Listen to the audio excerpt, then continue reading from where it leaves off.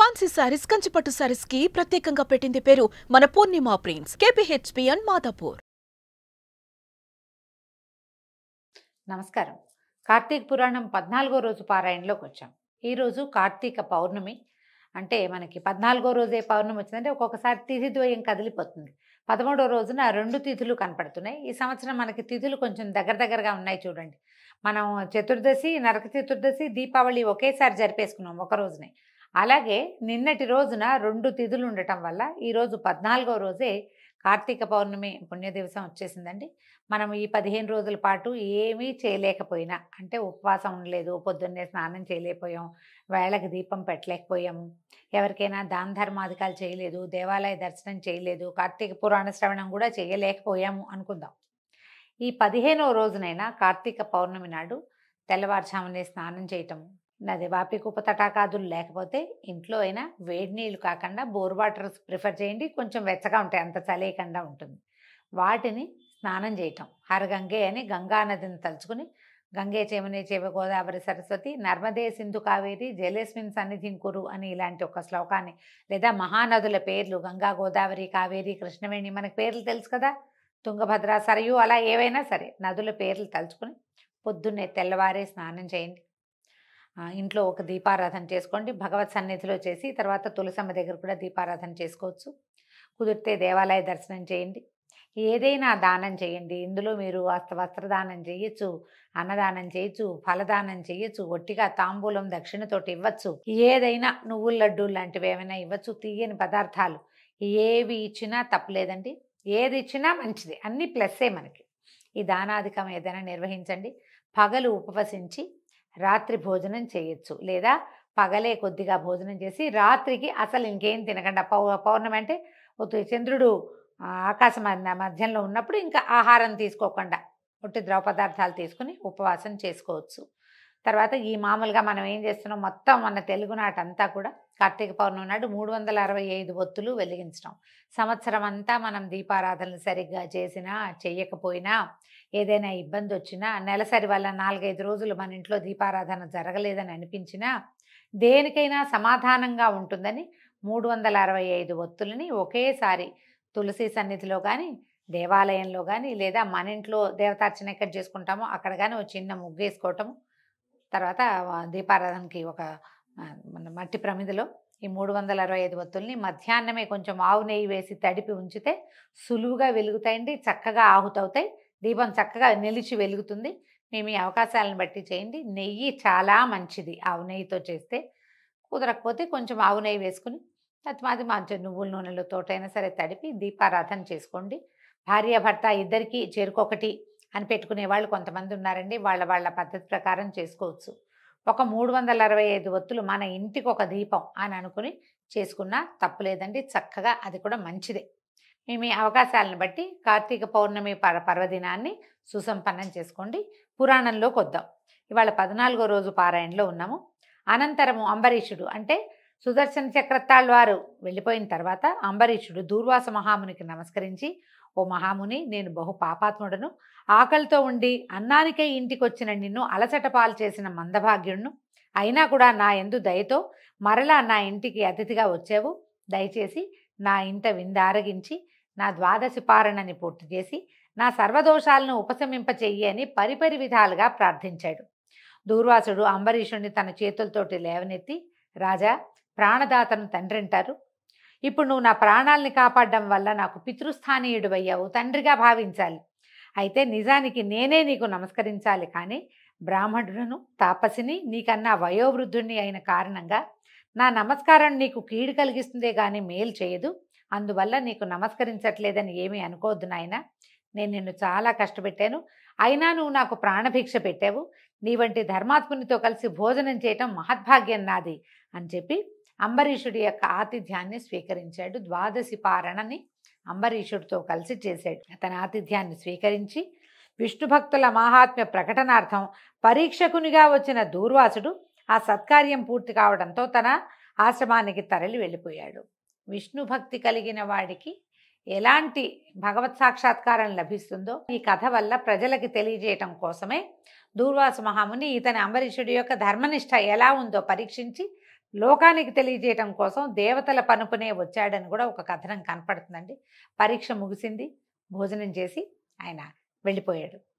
కాబట్టి కార్తీక శుద్ధ ఏకాదశి నాడు ఉపవాస జాగరణలు చేసి, ద్వాదశి నాడు దానాదులను ఏదైనా దానం చేయటము, ఎవరికైనా భోజనం పెట్టటము, లేదా మోయనివ్వటము అంటే స్వయం పాకం ఇవ్వటము, దాన్ని అట్లా నిర్వర్తించి బ్రాహ్మణ సమేతుడై ద్వాదశి ఘడియలు దాటకుండా పారణం చేయటం వల్ల అన్ని పాపాలు అంతరించిపోతాయి. దానం చేసి భోజనం చేయమంటున్నారండి. అవకాశాన్ని బట్టి చెయ్యండి, ఎలా కుదిరితే అట్లా. ఈ పుణ్యగాథను చదివినా, చదివించినా, రాసినా, వినిపించినా, వినినా కూడా ఇహంలో సర్వసౌఖ్యాలని పొంది పరంలో ఉత్తమ పదాన్ని పొందుతారు. చెప్తున్న నేను, వింటున్న మీ అందరికీ కూడా మోక్షం లభిస్తుందని కార్తీక పురాణం చెప్తోందండి.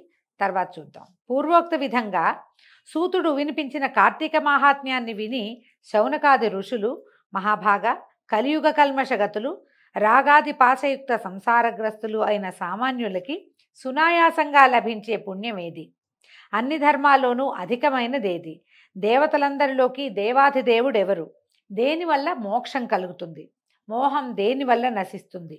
జరామృత్యు పీడితులు, జడమతులు, మందులు, ధర్మ విచారణ సరైనదిగా తెలియని వారు అయినటువంటి ఈ కలికాలపు ప్రజలు తేలిగ్గా తెములుకుపోయే తెరువేమిటి అని అడిగారు.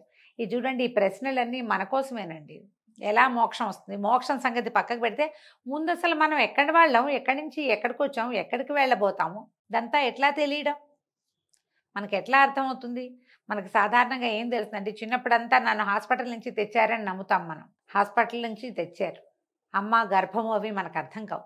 ఒక వయసు వచ్చాక తెలుస్తుంది. అమ్మా నాన్నలకి పుట్టామనుకుంటాం.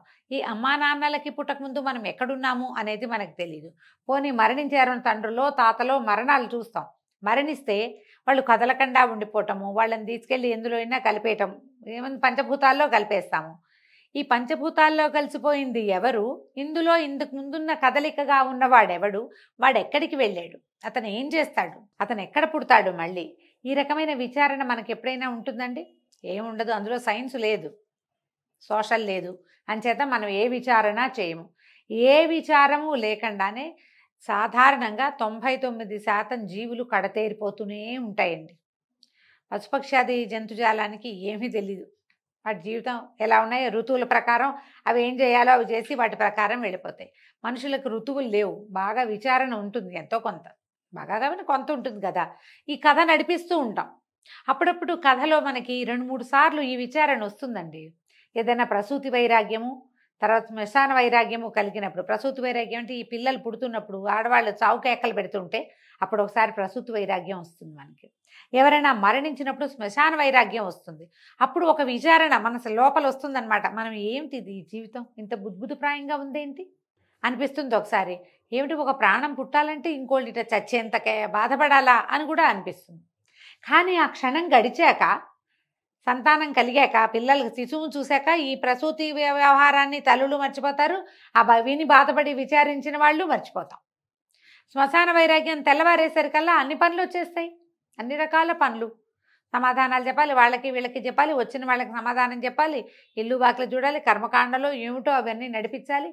అవి విచారిస్తూ కూర్చుంటామంటే విషయం నడవదు కదా. ఇక విచారణ లేదు, తాత్కాలిక వైరాగ్యాలు మాత్రమే వస్తాయి. ఈ వైరాగ్యాన్ని కంటిన్యూ చేయటం కానీ, దీని మీద పరిప్రశ్న మళ్ళీ మళ్ళీ మనని మనం ప్రశ్నించుకోవటం కానీ, ఎవరినైనా అడగటం కానీ మనం చెయ్యము.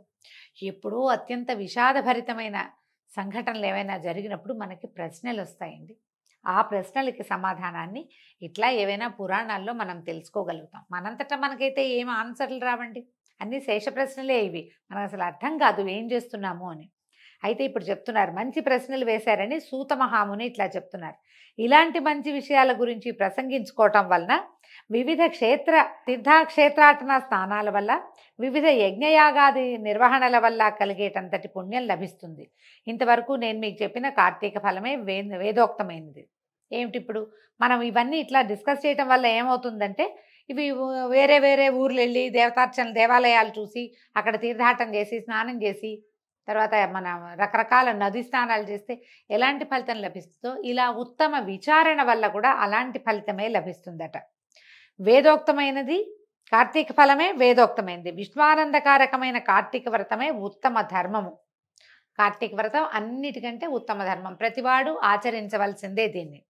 అయితే సర్వశాస్త్రాల్ని వివరించి చెప్పేందుకు నేను సమర్థుణ్ణి కాను, సమయము చాలదు గనక అన్ని శాస్త్రాలలోనూ ఉన్న సారాంశాన్ని చెప్తాను వినండి.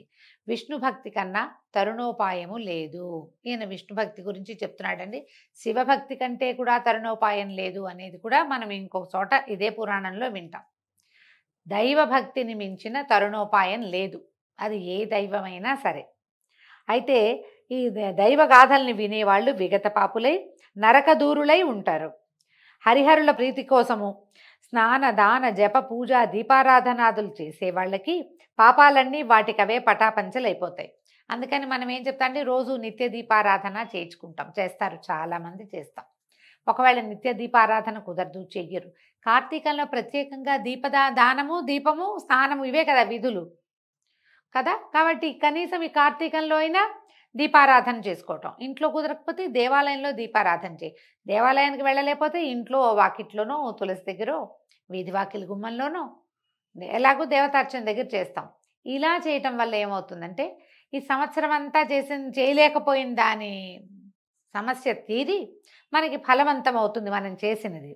ఇంకా అక్కడి నుంచి స్నానం మనం నిత్యం చేసేదే, రోజు స్నానం చేస్తాం కదా. ఈ రోజు స్నానం చేయలేని దేశాల వాళ్ళది కథలు మనకు తెలియవు, అసలు మన పురాణాల్లో అవి లేనే లేవు. అందరూ స్నానం చేయాల్సిందే. ఎవడైతే స్నానం చేయడో వాడు మ్లేచ్ఛుడు, వేదవాక్యుడు అని చెప్తారు. నిత్యము స్నానం చేయాలి. ఈ నిత్యం చేసే స్నానాన్ని ఏదో 8కో 9కో 10, 11కో కాకుండా ప్రాతకాలానికి ముందే గనక స్నానం చేసి, స్నానం చేశాక నువ్వు అలవాటుగా చేసేటువంటి దీపారాధనని తెల్లవారుజామునే సూర్యోదయాత్ పూర్వమే కనుక చేసేస్తే ఈ ఒక్క నెల రోజులు చెయ్యి, నువ్వు ఈ సంసార సాగరాన్ని దాటగలుగుతావు, సులువుగా ఈ కథని నడపగలుగుతావు. ఇది పనిచేస్తుంది. ఇది ఈ ధర్మం ఇలా నడుస్తుంది. రేపొద్దున ఫర్దర్గా ఇంకా సమస్యలు రాకుండా, జీవితం అంటేనే సమస్యలమయం కదా, ఇన్ని కెరటాలు రాకుండా ఏదో తేలికపాటి పిల్ల కెరటాల మధ్య ఉయ్యాలలుగుతూ జీవితం ముందుకెళ్ళిపోతుంది. అయితే సూర్యుడు తులారాశి యందుండే నెల రోజులు కూడా విడవకుండా కార్తీక వ్రతం ఆచరించే వాళ్ళు జీవన్ముక్తులవుతారు. కార్తీక వ్రతాన్ని చేయని వాళ్ళు కుల మత వయో లింగభేదరహితంగా అంధతామిశ్రం అనేటువంటి నరకాన్ని పొందుతారు. నరకాన్ని పొందుతామో పొందమో అది వేరే సంగతి అండి. పురాణంలో మాత్రం క్లియర్గా ఖచ్చితంగా మీరు ఇది తెలిసి, ఇది కార్తీక మాసం అని తెలిసి కూడా మీరు మాంసాహారం భోజనం చేస్తే నరకం తప్పదు. ఉల్లిపాయ తినకూడదు ఈ 4 పర్వదినాల్లో అయినా తిన్నాము, నరకం తప్పదు. స్నానం చేయాలని తెలుసు, లేచాం పొద్దున్నే ఏ ఫోనో చూసుకుంటూ కూర్చున్నాం, నరకం తప్పదు. అట్లా అన్నమాట. చేయవలసిన విధిని తెలిసి కూడా మానేస్తే తప్పకుండా నరకం వస్తుంది. తెలిసి ఎంతో కొంత చేయగలిగితే కొంచెం అందులోంచి బయటపడతామన్నమాట. కార్తీకంలో నదీ స్నానం చేసేవాళ్ళు, అందున కావేరీ నదీ స్నానం చేసిన వాళ్ళు దేవతలతో కీర్తించబడతారు, విష్ణులోకాన్ని చేరతారు. మనం గంగా, గోదావరి, కృష్ణ, ఎక్కడ తుంగభద్ర ఎక్కడైనా నదీ స్నానం చేయొచ్చండి. కావేరిలో చేసిన వాళ్ళు విష్ణు లోకాలకు చేరతారు. మిగిలిన నదుల్లో చేసిన వాళ్ళు కూడా తప్పకుండా పునర్జన్మరహితమైనటువంటి స్వర్గద్వారాలను చేరతారట. తర్వాత విష్ణువార్చన, కార్తీకంలో స్నానం చేసి విష్ణువార్చన చేసిన వాడు వైకుంఠాన్ని పొందుతాడు. కార్తీకంలో స్నానం చేసి లింగార్చన చేసిన వాడు శివసాయుజ్యాన్ని పొందుతాడు. ఈ వ్రతాచరణ చేయని వాళ్ళు 1000 సార్లు చండాలపు జన్మల పాలవుతారు. ఇది క్లియర్, అంటే చేయాల్సిందేనని బలవంతం కోసం చెప్పబడిన వాక్యాలండి ఇవి. సర్వశ్రేష్టము, హరిహర ప్రీతిదాయకము, పుణ్యకరము అయిన ఈ వ్రతాచరణము దుష్టులకు లభించదు. సూర్యుడు తులారాశిలో ఉండగా కార్తీక స్నాన దాన జప పూజాదులు చేసేవాళ్ళు సర్వదుఃఖ విముక్తులై మోక్షాన్ని పొందుతారు. దీపదానము, కంచుపాత్ర దానము, దీపారాధనము, ధన ఫల ధాన్య గృహాది దానాలు అమిత పుణ్య ఫలప్రదాలు. కార్తీకం 30 రోజులు కార్తీక మహాత్మ్యాన్ని వినినా, పారాయణ చేసినా, వినిపించినా కూడా సకల పాపాలు నశించిపోతాయి, సంపత్తులు సంభవిస్తాయి, పుణ్యాత్ములు అవుతారు. ఇన్ని మాటలు ఎందుకు? హరిహరులకు ప్రీతిపాత్రమైన కార్తీక వ్రతాచరణ వల్ల ఇహపర సుఖాలు 2 కూడా కలుగుతాయి. దీంతో 14వ రోజు పారాయణ పూర్తయిందండి. రేపు ఉదయం 15వ రోజు మళ్ళీ కలుసుకుందాం. నమస్కారం.